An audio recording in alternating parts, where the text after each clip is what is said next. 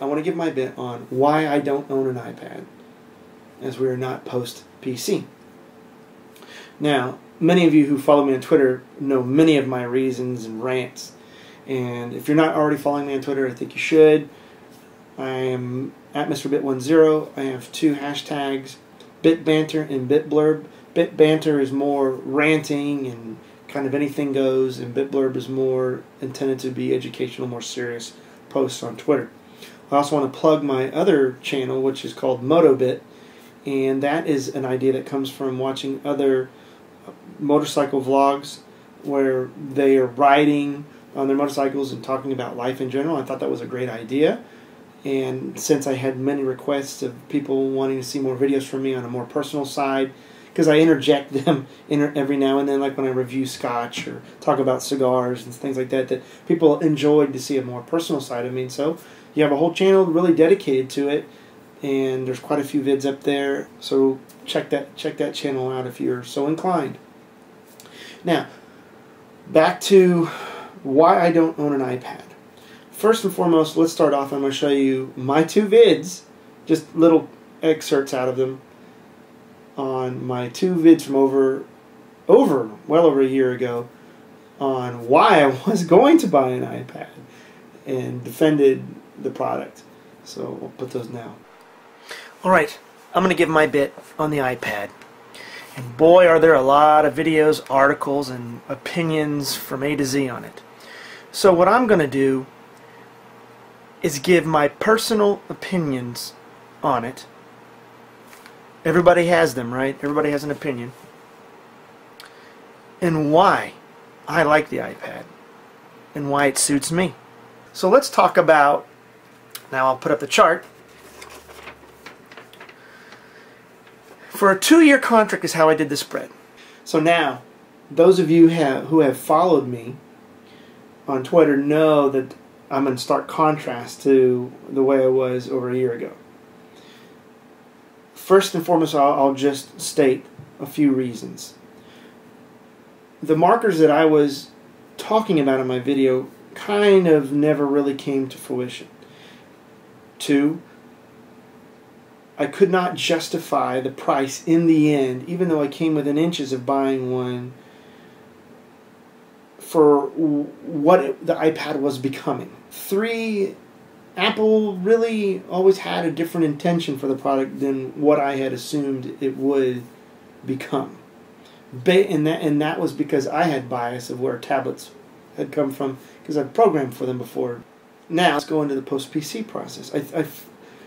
In short, I find it, no matter how much of a nice sound bite it sounds, I find it to be in contradiction.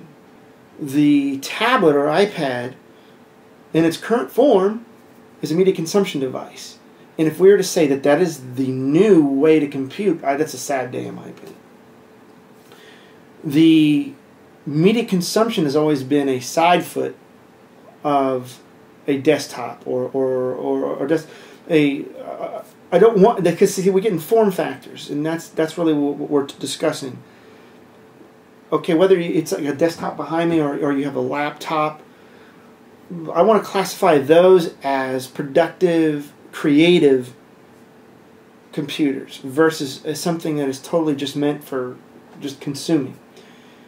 And to me, just by statements, it's a contradiction to say tablet is post something that its only existence relies on the creativity and the production of the desktop laptop environment, because without it cannot exist. I understand that there may be other intentions of let's move on from things that are the way they are, but sometimes, many times, when you have something that works, and sometimes radical change, whether people don't like change, and I'm one that I welcome change when it's good, but I don't welcome change when it's a bad direction, in my opinion. Now, change, of course, is always something that's subjective, and we never know the full outcome. But that goes back to why I haven't bought an iPad.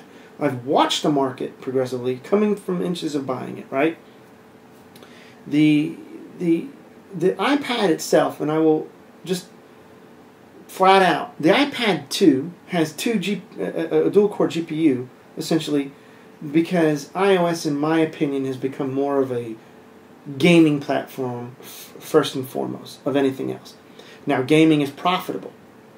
And when you have in the 40%, high 40% application downloads, so there was an article done on the uses of these iOS devices, that gaming is always the top spot by a huge margin, and then entertainment second, and I kind of combine those two because games, after all, are entertaining, and the rest of the uses are all these low single-digit percentages.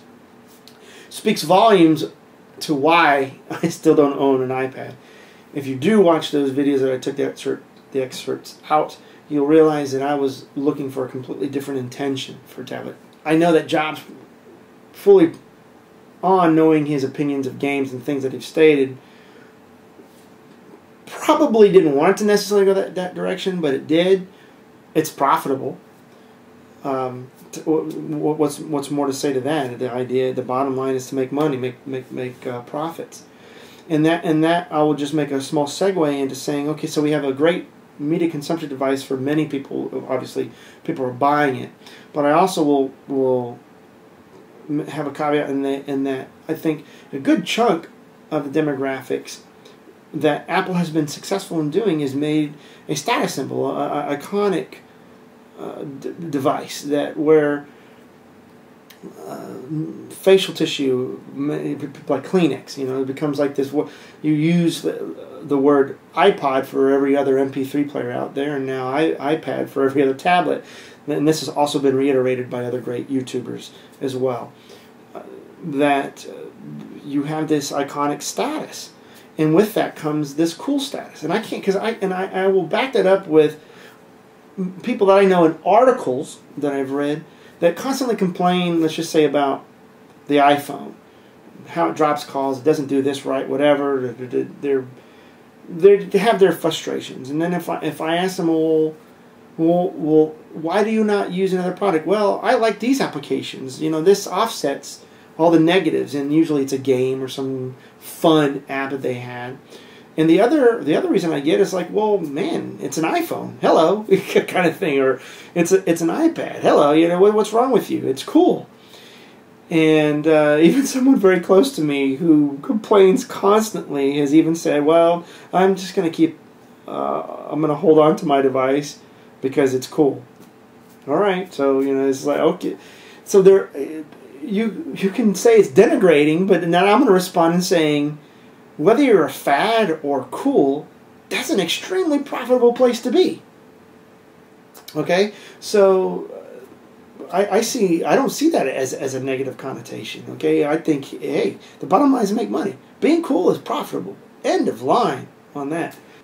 Now, I get argued all the time when I make my rants on Twitter. Well, ecosystem, iOS.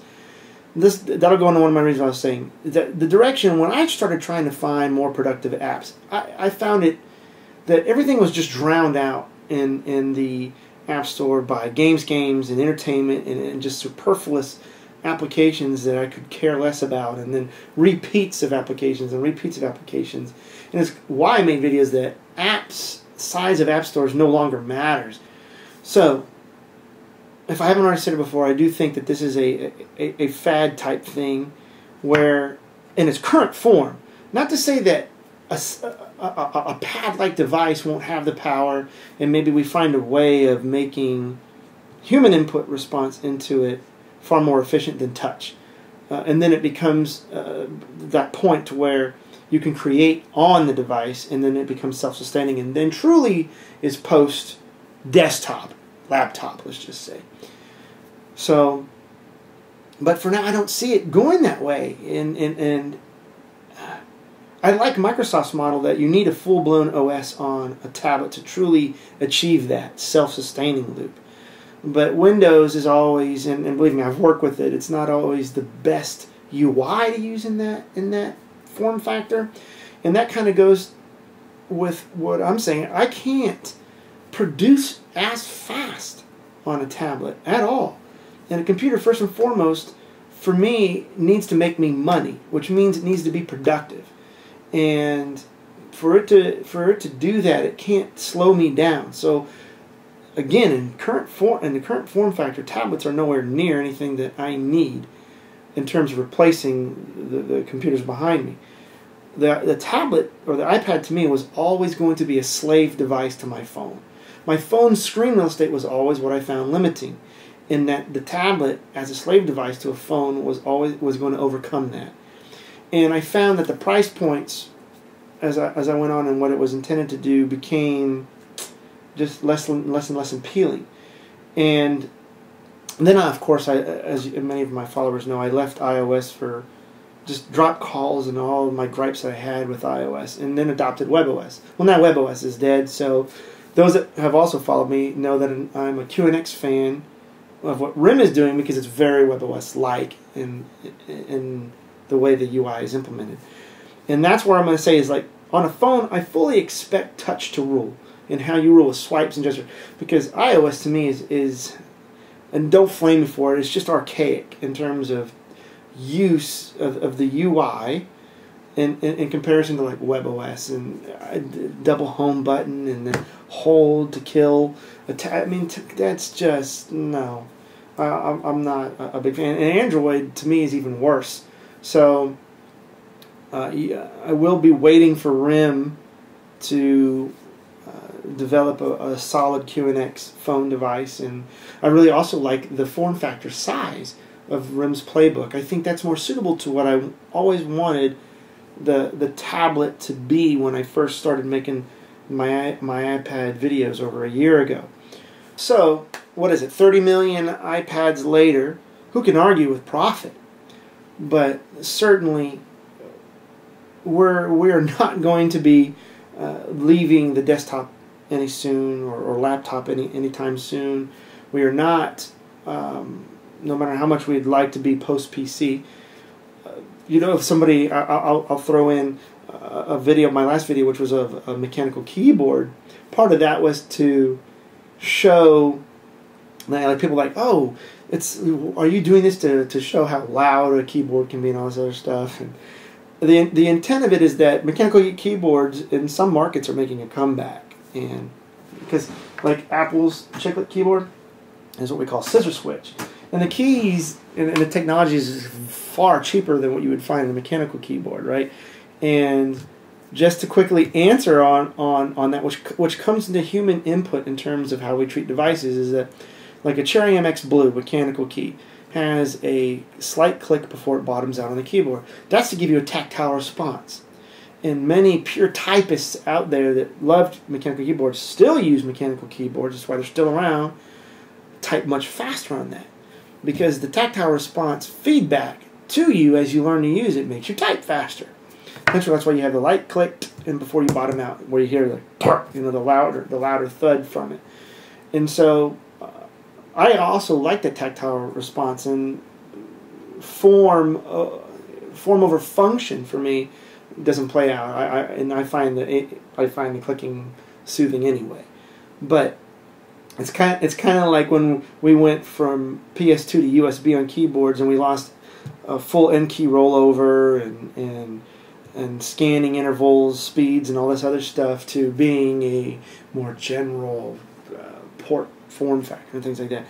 In many cases, guys, while touch may be very useful on a phone, on a desktop, the nanoseconds it takes to press a key versus a full swipe or gesture, and then the arguments of saying, well, let's just memorize all these new gestures. What? We already have schools for keyboards. It's already an existing standard. It's common amongst all things. Are you telling me that everybody's going to now make a gesture standard?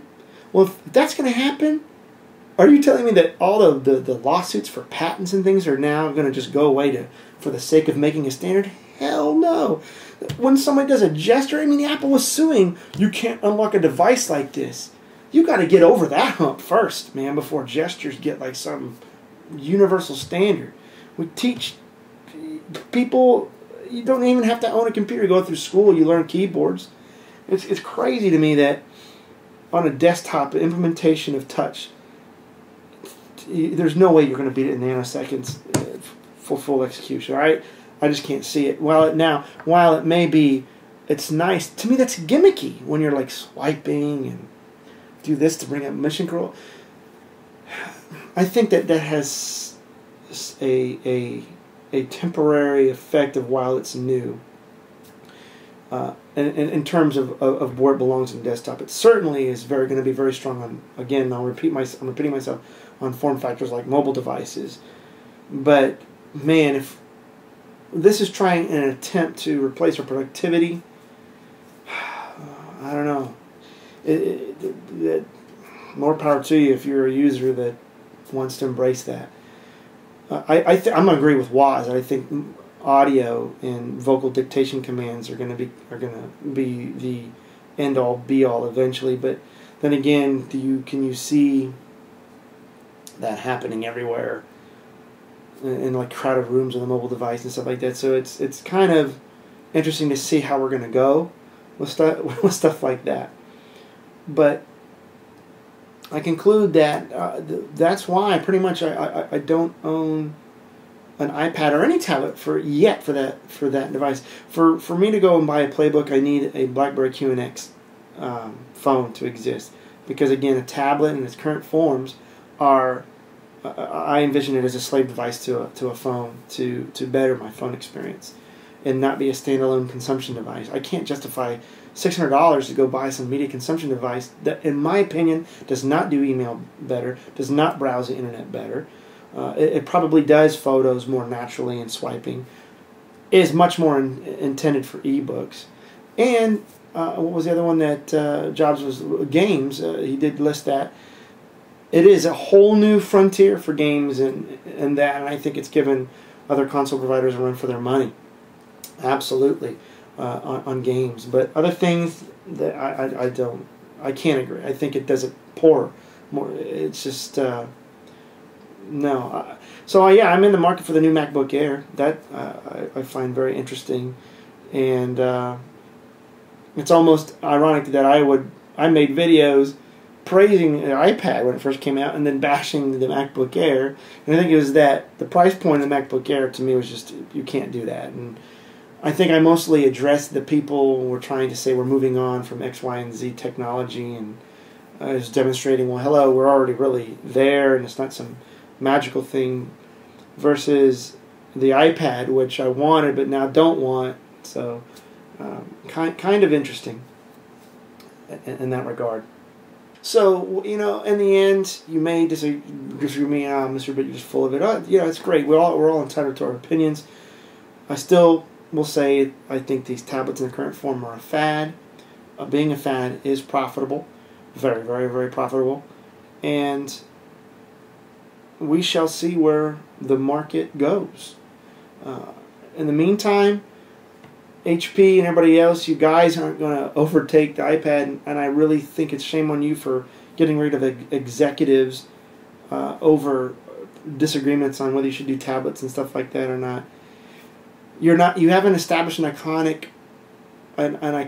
product, and therefore you will not ever exceed the iPad. That's something that Apple did successfully, and you need to come up with a niche market. Perhaps what I'm talking about, making your tablet a slave device to a phone, and being more productive, and perhaps making the product therefore could be cheaper, because you don't have to have a dual-core GPU and all this other stuff if you're not going to game on it and other things, but do productivity on it. And maybe more so for BlackBerry, which has come from an enterprise environment and a productivity environment. I'll be the first customer in line. The second the QNX BlackBerry now comes out, and it does what I expect it to do, yeah, I'm going to be getting both devices. And it is sad again about WebOS. WebOS had the right direction where it could receive phone calls and text messages from the phone to the tablet. That's a badass technology, and I hope RIM acquires WebOS maybe from HP. That could probably resolve any dispute that they have with UI implementations, because they're so similar, and have the power of what WebOS had. has. It's just WebOS again is the best mobile operating system in my opinion, short of all the other peripheral like ecosystem and all that. But that's my bit on the whole thing. Thanks for watching.